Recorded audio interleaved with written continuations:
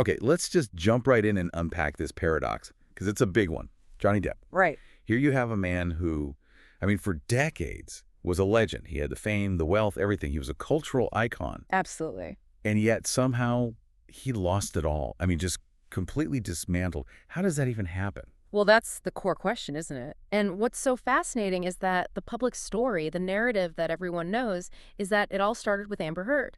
At the trials. But that's just not the full picture. It's incomplete. The breakdown wasn't some sudden event. It started years earlier, piece by piece, in ways that were totally hidden. And that is exactly our mission for this deep dive. Yeah. We're going to pull the key insights from these sources to really investigate those crucial, untold moments that most people just completely overlook. Behind the scenes stuff. Exactly. What was happening long before the cameras turned on, while the world was already rushing to judge him.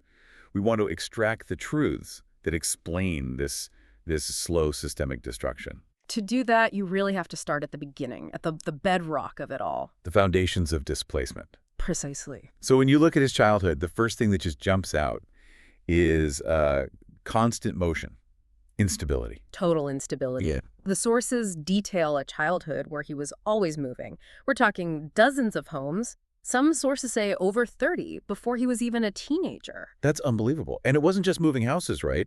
It was a chaotic family environment. Oh, doubly. Including early exposure to prescription pills. They were just, a normal part of the household. So how does that shape a person, that constant displacement? Well, it creates this profound, almost desperate need for two things.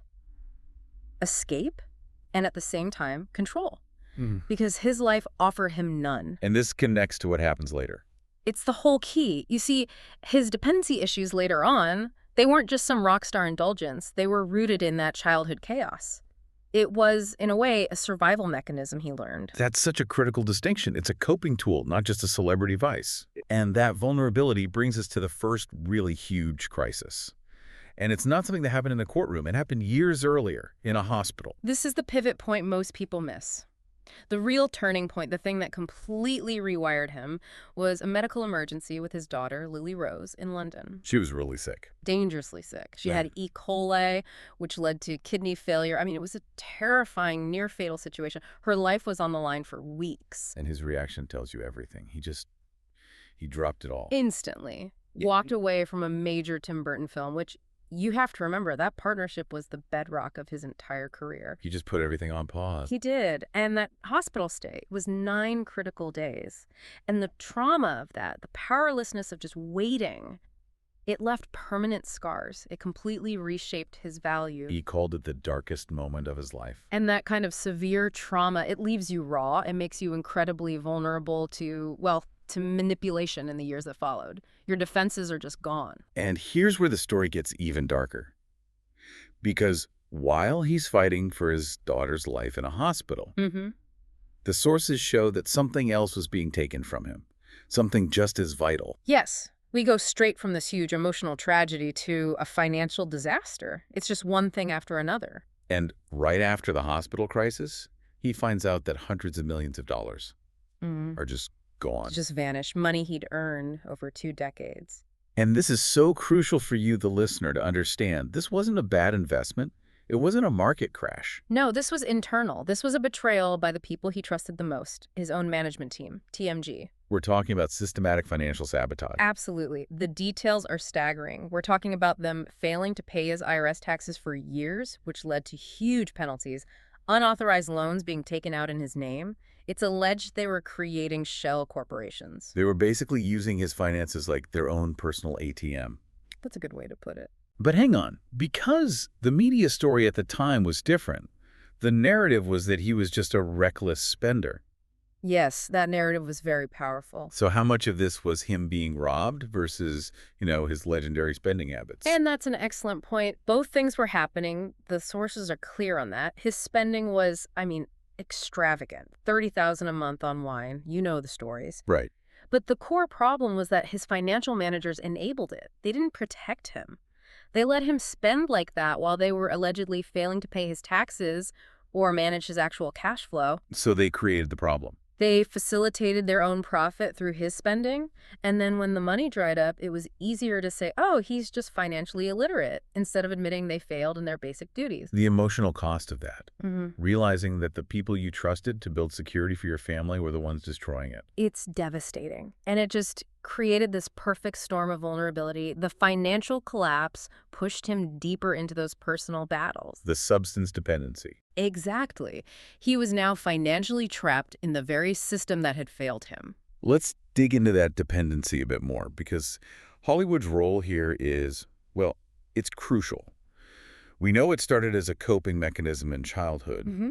but what happens when he's the biggest movie star on the planet? The Hollywood machine, the sources are pretty damning here, it actively enabled him. It didn't try to stop him. Why not? Because he was a cash cow. He was worth billions of dollars. They were invested in the profit, not the person.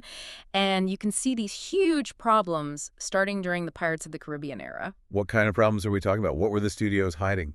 Constant insurance concerns, which is a massive red flag in the industry, and huge costly production delays because he couldn't show up or perform. And instead of helping him, They just swept it under the rug. They used his leverage to force insurance companies to keep covering him. He was becoming a huge liability, but they protected the brand. They protected Captain Jack. so inside the industry, his reputation was already shifting, even while the public was still lining up for tickets. Precisely.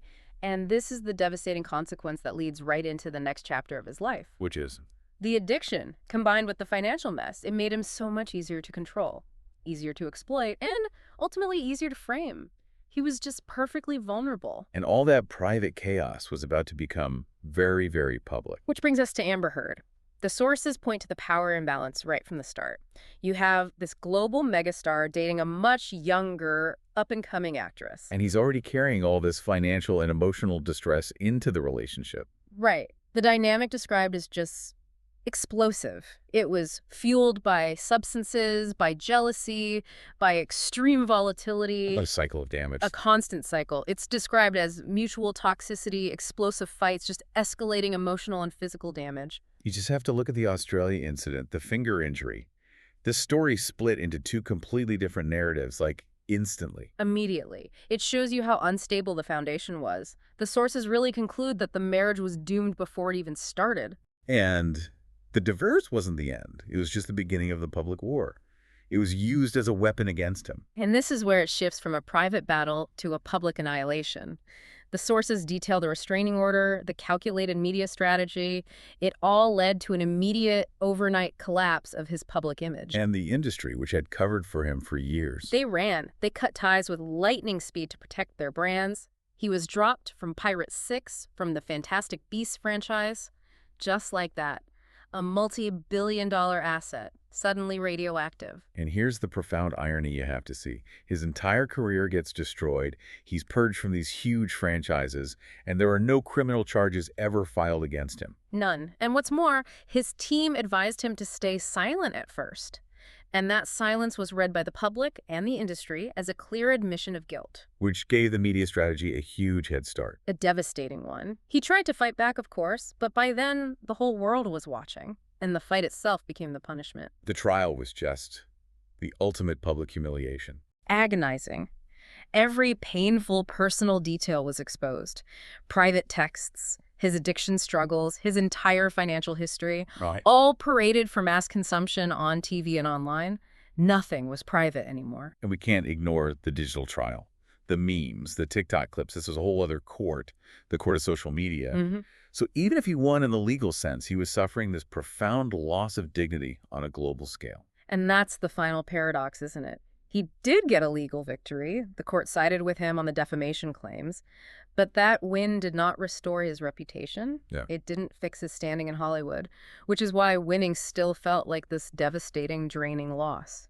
Legal survival is not the same as professional recovery. The damage was done. So where is he now? What's his current status? Well, he's slowly rebuilding. He seems to be focusing on music and European films, kind of steering clear of that Hollywood machine that built him up and then tore him down. But the industry is still divided. Very divided on whether to forgive him, whether to re-embrace him in big American movies.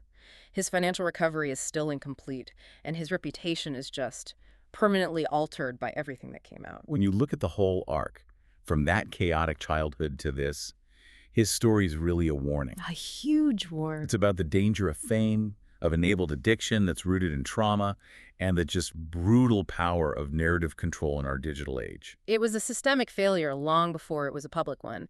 The system used him, exploited his vulnerabilities, and then threw him away when he became a liability. Absolutely. The sources paint this picture of chaos, then exploitation, then trauma, and then finally this public execution. Which leaves us with a final question for you to think about. Given all of it, the systemic damage, the total exposure, is redemption something Hollywood ever truly allows a figure like this?